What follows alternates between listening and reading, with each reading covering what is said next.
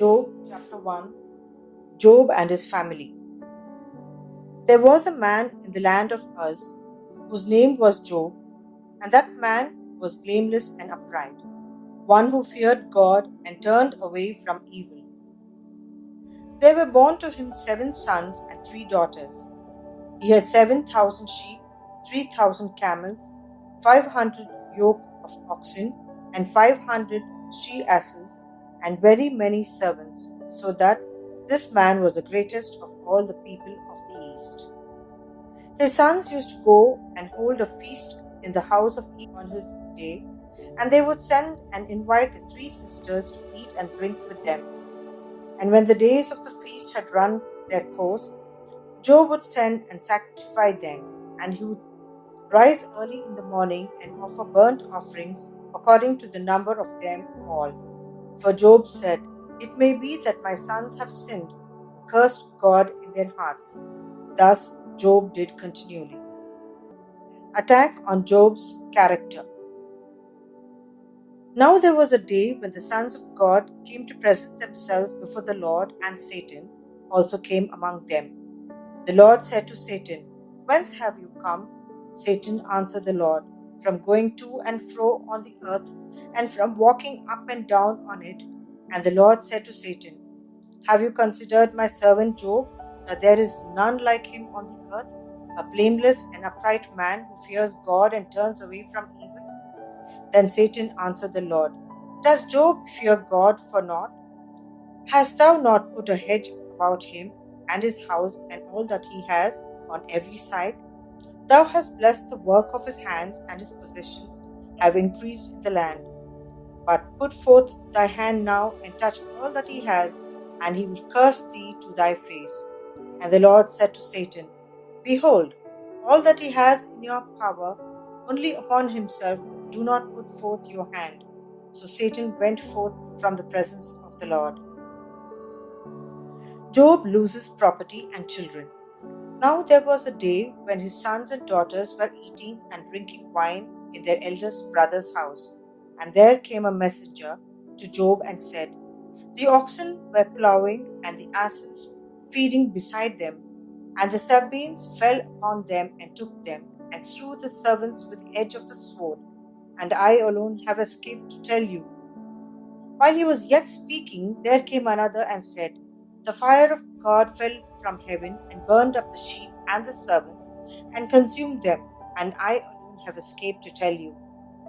While he was yet speaking, there came another and said, "The Chaldeans formed 3 companies and made a raid upon the camels and took them, and slew the servants with the edge of the sword, and I alone have escaped to tell you." While he was yet speaking, there came another and said, "Your sons and daughters were eating and drinking wine in their eldest brother's house, and behold, a great wind came across the wilderness and struck the 4 corners of the house, and it fell upon the young people, and they are dead, and I alone have escaped to tell you." Then Job arose and rent his robe and shaved his head and fell upon the ground and worshipped, and he said, "Naked I came from mother's womb, and naked shall I return. The Lord gave, and the Lord has taken away. Blessed be the name of the Lord." In all this, Job did not sin or charge God with wrong. Job chapter 2. Attack on Job's health. Again there was a day when the sons of God came to present themselves before the Lord, and Satan also came among them to present himself before the Lord. And the Lord said to Satan, "Whence have you come?" Satan answered the Lord, "From going to and fro on the earth, and from walking up and down on it." And the Lord said to Satan, "Have you considered my servant Job, that there is none like him on the earth, a blameless and upright man, who fears God and turns away from evil? He still holds fast his integrity, although you moved me against him, to destroy him without cause." Then Satan answered the Lord, "Skin for skin, all that a man has he will give for his life. But put forth thy hand now and touch his bone and his flesh, and he will curse thee to thy face." And the Lord said to Satan, "Behold, he is in your power, only spare his life." So Satan went forth from the presence of the Lord and afflicted Job with loathsome sores from the sole of his foot to the crown of his head. And he took a potsherd which to scrape himself and sat among the ashes.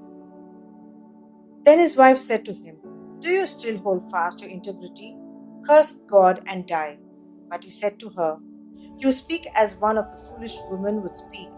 Shall we receive good at the hand of God, and shall we not receive evil? In all this, Job did not sin with his lips. Job's three friends. Now, when Job's three friends heard of all this evil that had come upon him, they came each from his own place: Eliphaz the Temanite, Bildad the Shuhite, and Zophar the Naamahite. They made an appointment together to come to condole with him and comfort him. And when they saw him from afar, they did not recognize him, and they raised their voices and wept, and they rent their robes and sprinkled dust upon their heads towards heaven. And they sat with him on the ground 7 days and 7 nights, and no one spoke a word to him, for they saw that his suffering was very great. Job chapter 3. Job curses the day he was born. After this, Job opened his mouth and cursed the day of his birth. And Job said, Let the day perish wherein I was born, and the night which said, A man child is conceived. Let that day be darkness. May God above not seek it, nor light shine upon it. Let gloom and deep darkness claim it. Let clouds dwell upon it. Let the blackness of the day terrify it. That night let thick darkness seize it. Let it not rejoice among the days of the year. Let it not come into the number of the months. Yes, let that night be barren. Let no joyful cry be heard in it. Let those curse it who curse the day, who are skilled to rouse up Leviathan. Let the stars of it dawn the dark. Let it hope for light, but have none, nor see the eyelids of the morning, because it did not shut the doors of my mother's womb, nor hide trouble from my eyes. Why did I not die at birth, come forth from the womb and expire? Why did the knees receive me, or why breasts that I should suck? For then I should have lain down and been quiet.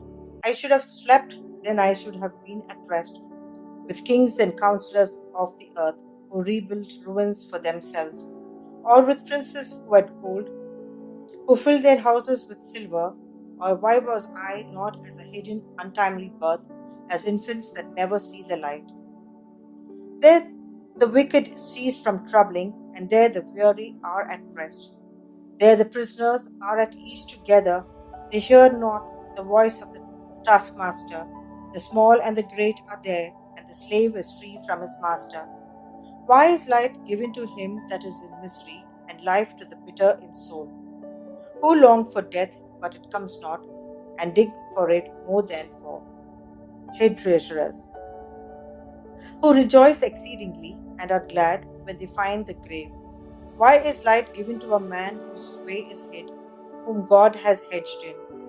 For my sighing comes as my bread, and my groanings are poured out like water. For the thing that I fear comes upon me, and what I dread befalls me.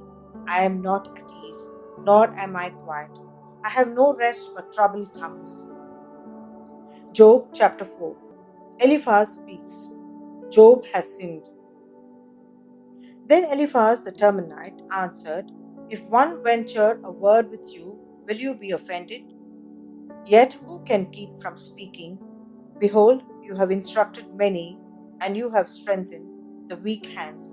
Your words have upheld him who was stumbling, and you have made firm the feeble knees.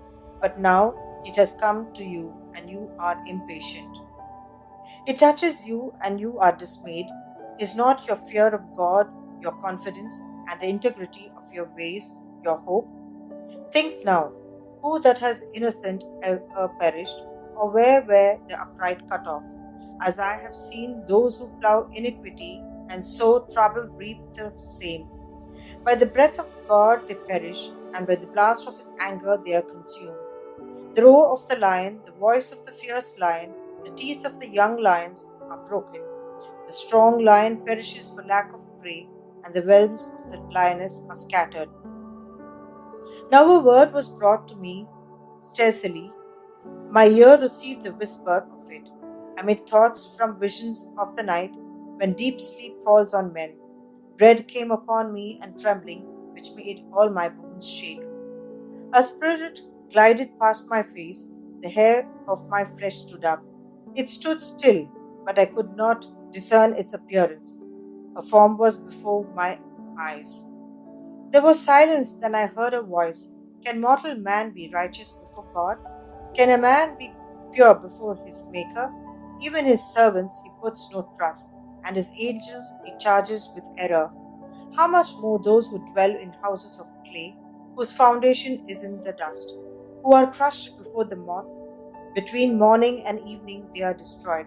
They perish forever without any regarding it. If their tent cord is plucked up within them, do they not die, and that without wisdom?